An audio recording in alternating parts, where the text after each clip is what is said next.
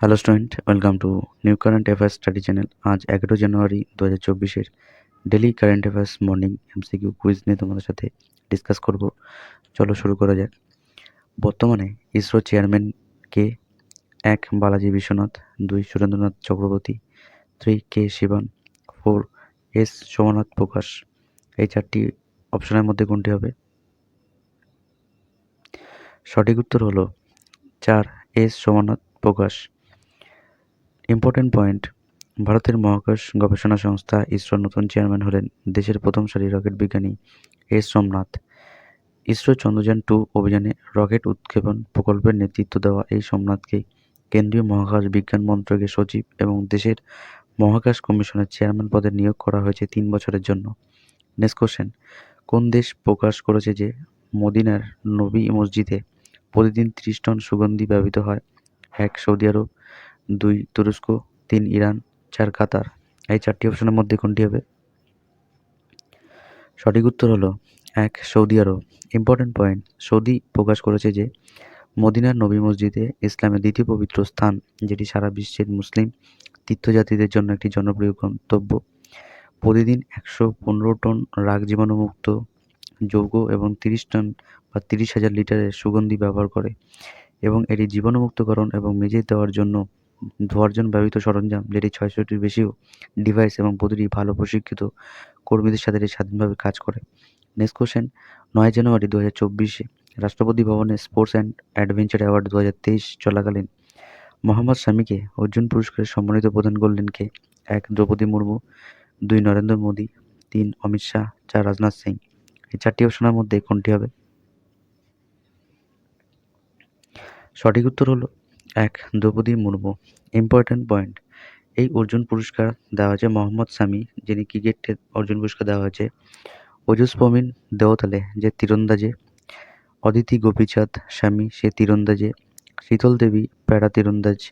পারুল চৌধুরী এবং মুরলী শ্রীশঙ্কর, এটি অ্যাথলেটিক্সের অর্জুন পুরস্কার দেওয়া হয়েছে। Mohammad Husamuddin boxing.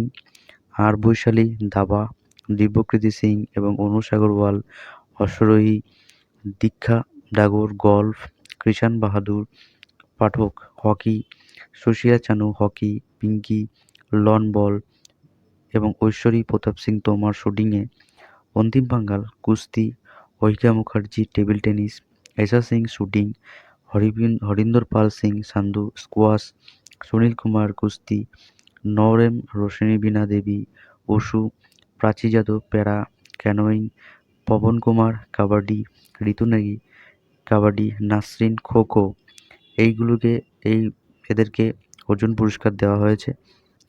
Next question: সম্প্রতি রেলওয়ে বোর্ডের সদস্য পরিচালনা এবং ব্যবসা উন্নয়ন ভূমিকা গ্রহণ করেছেন কে? 1. সীমা কুমার, 2. প্রভাত কর, 3. অনিতা সিং, 4. সাগর দাস। এই চারটি অপশনের মধ্যে কোনটি হবে? সঠিক উত্তর হলো 1. সীমা কুমার। নেক্সট কোশ্চেন: মালদ্বীপ ভারতে বয়কট মালদ্বীপ প্রবণতা হিসাবে কোন দেশকে আরও পর্যটক পাঠাতে অনুরোধ করছে মালদ্বীপ? 1. বাংলাদেশ, 2. শ্রীলঙ্কা, 3. চীন, 4. পাকিস্তান। এই চারটি অপশনের মধ্যে কোনটি হবে?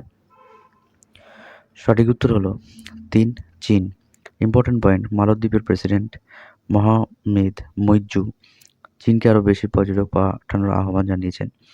কোভিডের আগে চীন ছিল আমাদের 1 নম্বর বাজার, যেটা আমরা চীনের এই অবস্থানের পুনরুদ্ধারের জন্য প্রচেষ্টা জোরদার করি, যাতে চীন সফরে বলেছেন।